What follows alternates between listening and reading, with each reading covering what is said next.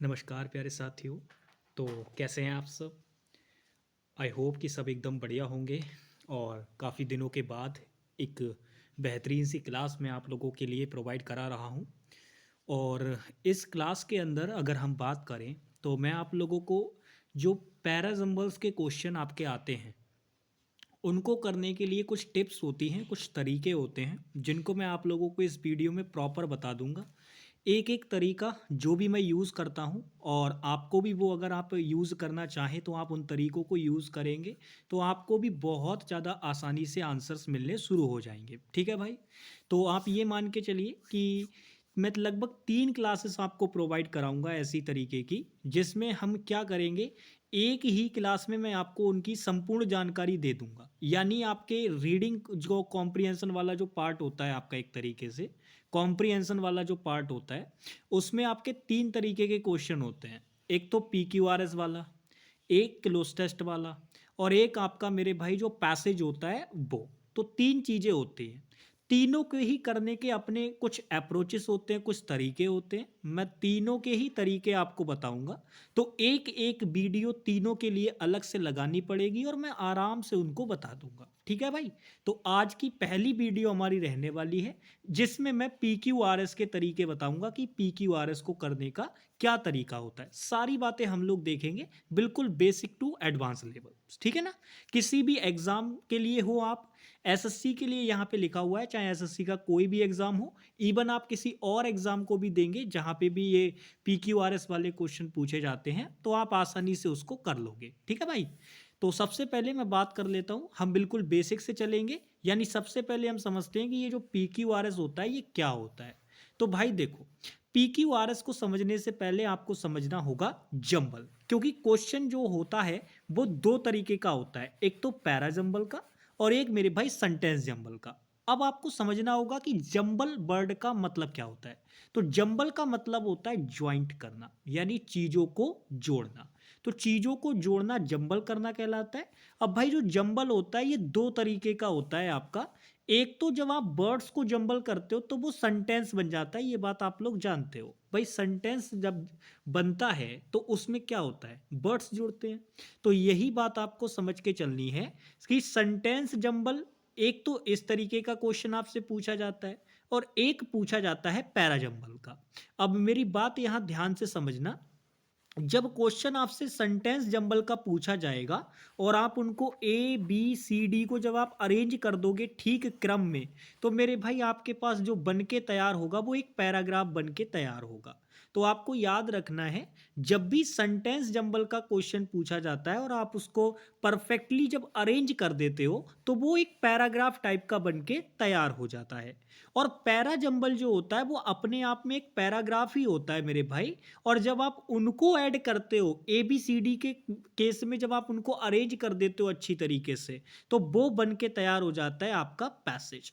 क्योंकि आपने देखा होगा जो सेंटेंस जंबल के क्वेश्चन होते हैं वो छोटे होते हैं, और जो पैरा जंबल के क्वेश्चन होते हैं, क्योंकि उनमें पैरा का मतलब होता है पूरा का पूरा पैराग्राफ, तो पैराग्राफ जो होता है ना, ये वाले क्वेश्चन थोड़े से बड़े हो जाते हैं। तो बच्चों को डिफरेंस पता होना चाहिए, जो सेंटेंस जंबल का क्वेश्चन होता है वो छोटा होता है और पैरा जंबल का जो क्वेश्चन होता है वो बड़ा हो जाता है। क्योंकि पैराग्राफ बनेगा कब, जब उसके अंदर कई सारे सेंटेंस इंक्लूड होंगे, तभी तो पैराग्राफ बनेगा। ठीक है भाई? तो ये डिफरेंस आपको क्लियर रखना है। अब आगे बढ़ते हैं। आगे अगर आप नोटिस करोगे तो पैरा जंबल के जो क्वेश्चन होते हैं उनको एग्जाम में पूछने का क्या तरीका होता है। एग्जाम में पूछने वाली सबसे पहली बात तो ये है, इनके जो आंसर में जो आपको ऑप्शन दे रखे होंगे ABCD करके, ये जो ऑप्शन आपको दे रखे होंगे, ये या तो आपको ABCD की फॉर्म में देखने को मिलेंगे या PQRS की फॉर्म में देखने को मिलेंगे। तो किसी भी फॉर्म में देखने को मिले, आपको परेशान नहीं होना है देख के, चाहे वो ABCD की फॉर्म में रखे या PQRS की फॉर्म में रखे, दोनों में से एक फॉर्म में आपको देखने को मिलते हैं। ये बात आपको पता होनी चाहिए। अब हम आगे बढ़ते हैं और हम समझते हैं कि भाई जो ये एकदम आपसे सेंटेंस जंबल या पैरा जंबल का क्वेश्चन पूछेगा तो उसका तरीका क्या होगा। तो यहाँ पे मैंने स्टेप नोट कर रखी है कि आपका जो सेंटेंस जंबल या पैरा जंबल पूछने का तरीका जो होता है वो दो तरीके होते हैं। एक तो आपको नॉर्मल स्टेटमेंट टाइप दे रखी होंगी, उस तरीके से पूछ लेगा। एक दूसरा और तरीका भी होता है, उसमें क्या होता है, पहला और छठा स्टेटमेंट ये फिक्स कर देता है एग्जामिनर, और बीच में चार स्टेटमेंट आपको रख के दे देता है और आपसे कहता है कि भाई इनको अरेंज कर दो। समझ पा रहे हो ना मेरी बातों को? तो ये दो तरीके के पूछे जाते हैं, मोस्ट ऑफ केसेस में ये दो तरीके के ही होते हैं। बाकी एक दो नया तरीका भी पूछ लिया जाता है, जैसे बैंक वगैरह हो गया और सीडीएस वगैरह हो गया, उन एग्जाम्स में ज़्यादा देखने को मिलता है। एसएससी में बहुत ही कम, रेयर केस में देख लिया तो देख लिया मेंस में, वरना दो ही तरीके के होते हैं। तो मैंने क्या कहा, पैरा जंबल और सेंटेंस जंबल का जो क्वेश्चन होता है उसको पूछने के ओवरऑल दो तरीके होते हैं।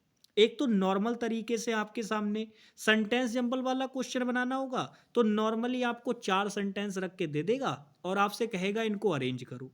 तो वो इस तरीके से फॉर्म करेगा, जैसे मान लो उसने सेंटेंस जंबल वाला क्वेश्चन लिखना है और वो नॉर्मल स्टेटमेंट के साथ बनाना चाह रहा है, तो वो क्या करेगा, एक सेंटेंस यहाँ रख देगा, एक इसमें रख देगा, एक इसमें रख देगा और एक यहाँ रख देगा। फिर उनके चार ऑप्शन बना के दे देगा आपसे। तो एक ऐसा ऑप्शन सेट करेगा वो इन चारों में से जो कि इनको एक बेहतरीन तरीके से, यानी एक सही मीनिंग के साथ अरेंज कर रहा होगा, और वही आपका क्या हो जाएगा, राइट आंसर। सेम इसी प्रकार से अगर हम पैरा जंबल की बात करें तो उसमें बस कुछ नहीं होगा, इन चारों ऑप्शन में क्या रख रखे होंगे, पैराग्राफ्स रख रखे होंगे। तो उनमें आपको क्या करना होगा, पैराग्राफ्स को जोड़ना होगा, सही से अरेंज करना होगा, आंसर वही होगा, एक ही सीक्वेंस सही बन रहा होगा, बस उसी को आपको पता लगाना होगा। ठीक है, तो अल्टीमेटली आप समझ गए कि सेंटेंस जंबल और पैरा जंबल को पूछने के कैसे तरीके होते हैं, कैसे पूछा जाता है। तो मैंने आपको ये बात बता दी। अब हम बात करते हैं कि जो 1 और 6 स्टेटमेंट फिक्स वाला होता है उसको कैसे करके पूछता है, उसका प्रारूप क्या होता है। क्योंकि क्वेश्चन को या किसी भी तरीके के क्वेश्चन को करने से पहले उसका प्रारूप और उसको करने का तरीका सीखना बहुत जरूरी है। तो हम यहाँ पे बात करते हैं कि भाई ये जो सेंटेंस जंबल और पैरा जंबल में ये जो 1 और 6 वाली जो स्टेटमेंट होती है ये फिक्स हो जाए, तो ये कैसे दिखता है भाई। तो इसमें पता है क्या होता है, इसमें क्या होगा, पहली स्टेटमेंट फिक्स कर दी जाएगी और छठी स्टेटमेंट, बीच में चार आपको स्टेटमेंट दे दी जाएंगी अलग से। अब सेंटेंस जंबल वाला होगा तो सेंटेंस दे दिए जाएंगे, और अगर पैरा जंबल वाला होगा तो पैराग्राफ्स दे दिए जाएंगे। अब उनको आपको अरेंज करना होगा। तो अगर आप नोटिस करेंगे यहां तक की स्लाइड्स में मैंने आपको सिर्फ इतनी बात बताई है कि पैरा जंबल क्या होता है, व्हाट इज पैरा जंबल, कैसे तरीके का क्वेश्चन होता है, कैसे तरीके से वो हमें एग्जाम में दिखेगा, कैसे पहचानेंगे कि ये पैराजंबल का क्वेश्चन, सारी चीजें मैंने अब तक केवल आपको इतनी बताई हैं। अब यहां से सबसे इंपॉर्टेंट मोड, सबसे इंपॉर्टेंट चीज आती है कि भाई चाहे वो पहले टाइप वाला पैराजंबल हो यानी कि नॉर्मल स्टेटमेंट वाला, या ये दूसरे टाइप वाला पैराजंबल हो 1 to 6 स्टेटमेंट फिक्स वाला, दोनों को ही सॉल्व करने के क्या तरीके होते हैं, क्या अप्रोचेस होते हैं, उनको भैया जी आप हमें बता दो। तो ठीक है भाई, अब हम चलते हैं सीधा उसी स्टेटमेंट पे। तो मैंने यहां पर लिख रखा है इनको सॉल्व करने के तरीके। तो मेरे भाई आपको याद होगा क्लोज टेस्ट को सॉल्व करने के लिए भी मैं हमेशा चार स्टेप्स का यूज करता हूं। बस उसी प्रकार से मैं आपको वही सारी स्टेप्स जो हैं यहां पर भी बताने वाला हूं, लेकिन याद रखना मैंने कहा है तीन चीजें आपकी कॉम्प्रिहेंशन वाले पार्ट के अंदर आती हैं, और तीनों को ही करने के जो अप्रोचेस होते हैं वो अलग अलग होते हैं। तो क्लोज टेस्ट वाले क्लास के अंदर मैं क्लोज टेस्ट के अप्रोच आपको सिखाऊंगा। आज हम लोग किसको सीख रहे हैं, पैरा जंबल वाले क्वेश्चन को और सेंटेंस जंबल वाले क्वेश्चन को। तो इनको करने के लिए क्या तरीके होते हैं बात कर लेते हैं। देखो भाई, इनको सॉल्व करने के लिए मेरी बात मान के बस केवल 3 स्टेप्स को आपको फॉलो करना है। कितनी स्टेप्स को मेरे भाई, सिर्फ और सिर्फ 3 स्टेप्स को। पहली स्टेप क्या करनी है भाई, पहली स्टेप ये करनी है एनालाइज ऑप्शन पैटर्न। क्या होता है इसका मतलब, इसका मतलब ये होता है ये जो आपको ऑप्शंस दे रखे हैं ना, ऑप्शंस, इनके पैटर्न को एनालाइज करना है। अब पैटर्न को एनालाइज करना क्यों जरूरी होता है वो समझ लो। भाई पैटर्न को एनालाइज करना इसलिए जरूरी होता है, इससे आपको ओपनिंग स्टेटमेंट पता चल जाती है। ओपनिंग स्टेटमेंट क्या होती है भाई? देखो ओपनिंग स्टेटमेंट जो होती है वो बेसिकली किसी भी स्टेटमेंट का ओपनिंग पार्ट होती है, यानी कि इंट्रोडक्टरी पार्ट होती है। उसके अंदर किसी ना किसी चीज के बारे में बताया जा रहा होगा, उसको इंट्रोड्यूस किया जा रहा होगा। तो आपको यही बात ध्यान रखनी है कि कभी भी हमें क्या करना होगा, जो PQRS का क्वेश्चन होता है उसको सॉल्व करने की स्टेप 1 क्या होती है कि भाई आपको ऑप्शन के पैटर्न को एनालाइज करना है। कैसे करना होता है वो मैं आपको बता देता हूं। जैसे यहां पे हमारे सामने 4 ऑप्शन लिखे हुए हैं, एक तो ये और ये, ठीक है, 4 ऑप्शन हमें दे रखे हैं। अब इन 4 ऑप्शन में अगर मैं ध्यान से देखूं तो ऑप्शन पैटर्न को कैसे एनालाइज किया जाता है वो सीखो। हम अगर यहाँ पे देखें तो हमें ये देखना है कि हमारे ऑप्शन मतलब जो आंसर है वो किस किस चीज से शुरू हो सकता है। तो यहाँ पे आप देखोगे आंसर ए से शुरू हो सकता है, बी से शुरू हो सकता है, सी से शुरू हो सकता है और ए से शुरू हो सकता है। तो हमें यहाँ पे पता चला कि 4 में से 2 ऑप्शन हमारे ए से शुरू हो सकते हैं भाई। 2 ऑप्शन हमारे ए से शुरू हो सकते हैं और 2 ऑप्शन ऐसे हैं जो कि अलग अलग हैं, जिसमें एक तो सी से शुरू हो सकता है और एक बी से शुरू हो सकता है। अच्छा, किसी भी कीमत पे आंसर किससे शुरू नहीं हो सकता? डी से शुरू नहीं हो सकता। तो भाई आपको यहाँ पे 4 ही तो स्टेटमेंट दे रखी हैं, 4 में से डी से आपका आंसर शुरू हो नहीं सकता, तो 3 ही स्टेटमेंट आपको चेक करनी होंगी।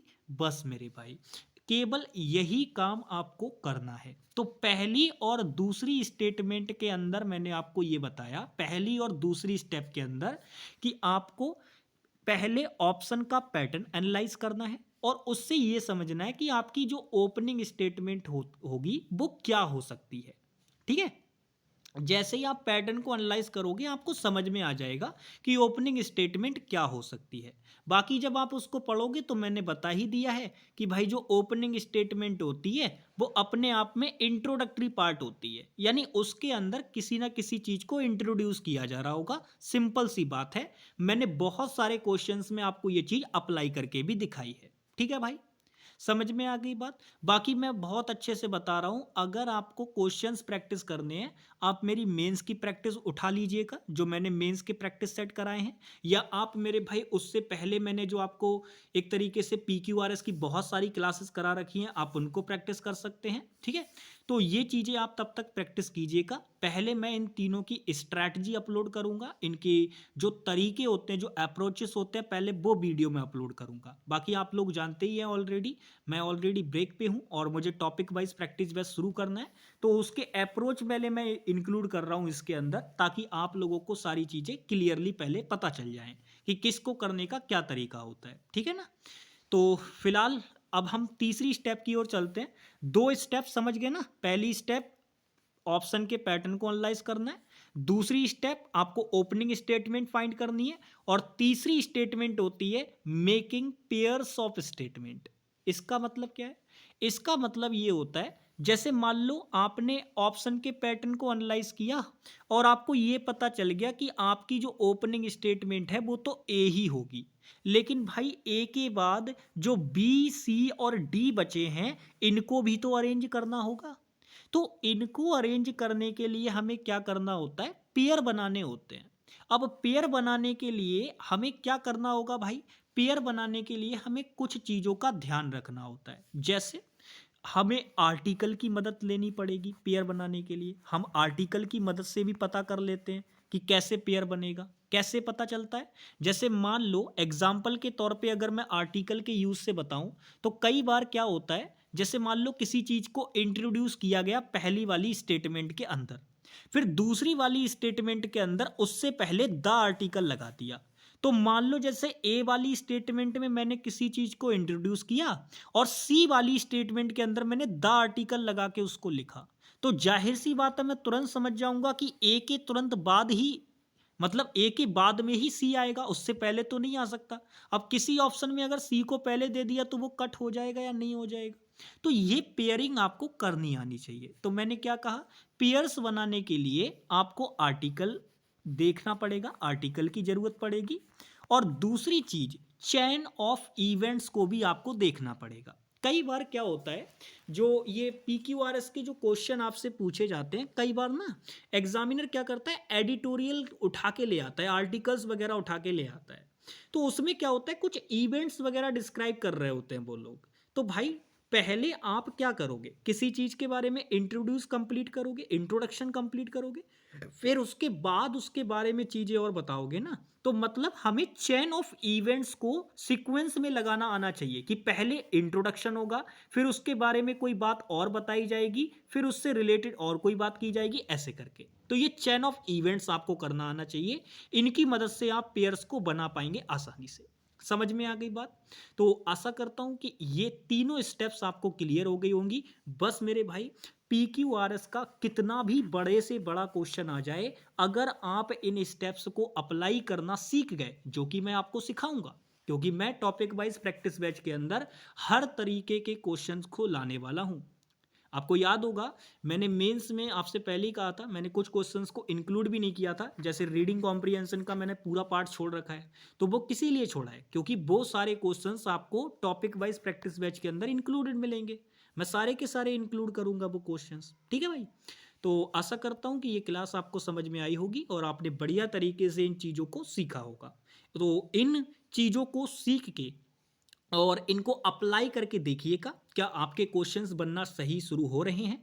बाकी जब मैं इनको अप्लाई करना सिखाऊंगा तो बिल्कुल मेरे भाई बेहतरीन तरीके से आप क्वेश्चंस को बना पाएंगे, जब मैं इनको अप्लाई करना सिखाऊंगा। लेकिन आशा करता हूं कि आप इनको खुद से भी अप्लाई करके देखेंगे, सीखेंगे चीज़ों को और अप्लाई करके देखेंगे।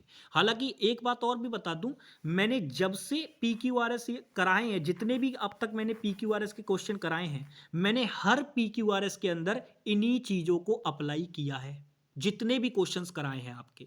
तो आप ये मान के चलिए, मैं पिछले 2.5 साल से पढ़ा रहा हूं और मैंने जितनी भी क्लासेस अब तक ली हैं आपकी, मैं पहले जो एकदम मेरे दिमाग में फिक्स पैटर्न है, जो चीज़ें मैं खुद से अप्लाई करते हुए आया हूं क्वेश्चंस के अंदर, बस वही चीज़ें मैं आपको सिखा रहा हूं। कोई भी किताबी बात नहीं सिखा रहा मैं बस वो चीज़ें सिखा रहा हूं जो मैंने खुद से अप्लाई की हैं क्वेश्चंस को सॉल्व करते हुए, ठीक है? तो बस मैंने आपको आई होप सारी बातें बता दी हैं। बाकी मिलते हैं आप लोगों से कल एक बेहतरीन सी क्लास में, जिसमें हम लोग बात करेंगे क्लोज टेस्ट को सॉल्व करने की, कि भाई क्लोज टेस्ट को कैसे सॉल्व किया जाता है। तो वो कल की क्लास में करेंगे, बाकी आज की क्लास में बस इतना ही। तो चलिए भाई, धन्यवाद, मिलते हैं आप लोगों से नेक्स्ट क्लास में। जय हिंद।